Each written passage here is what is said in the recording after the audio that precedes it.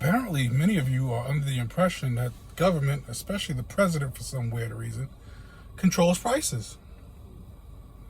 Holy shit. Companies, they set the prices. Now, you can sit here and say, well, no, policies are what set prices. And if you believe that, then you believe that America is one of these ism countries that certain people keep telling you to be afraid of. Because you believe that capitalism is some kind of political system for some stupid reason. Yet capitalists do business in socialist, communist dictatorships. China, Venezuela, Saudi Arabia. Look how many American, let me correct myself, look how many American capitalist companies left Russia. Look how many stayed. You guys really believe that the president sets prices, good or bad? What ism is that? Seriously, because that's not capitalism. Capitalism is very simply the exchange of goods and services for something of value. At this point in history right now, it's money. It used to be something else before. Just go back to history and see all kinds of things they traded for goods and services. But forget all that for a minute. Let me prove to you how stupid all of you really are. What business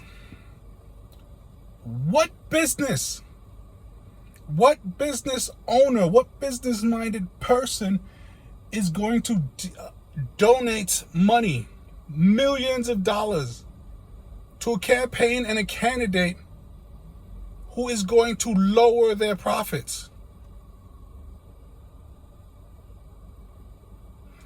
But then again, I'm not surprised nobody seems to put two and two together, because you're the same dumbasses who thought that for some weird reason wealthy people don't have cash.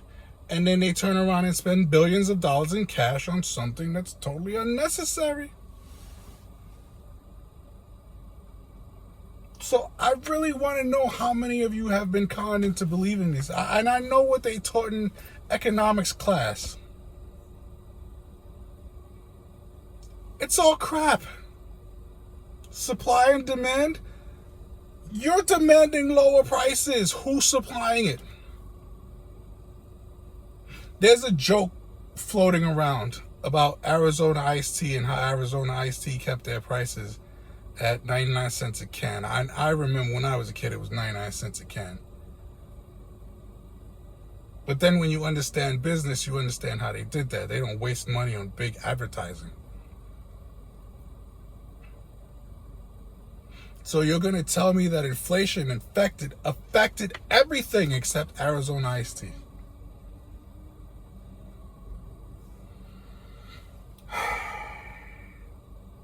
Oh my God. I don't know how everybody got convinced of this stuff, but inflation is affected by three things. The three main things. The first one is wages going up across the board.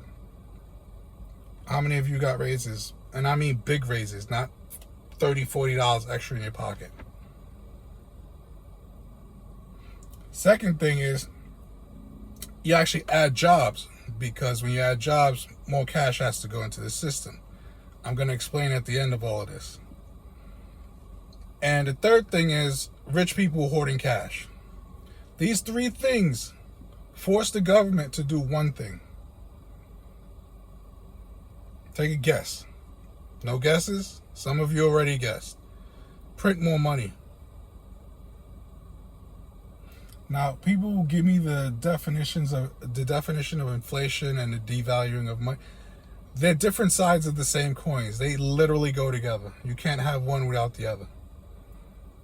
You can't flood the system with more money than it really needs, because then your money becomes less value. But at the same time, the prices go up because the money becomes less valuable. I just want to know, why is this hard to understand? Again, I know what they taught you in economics classes.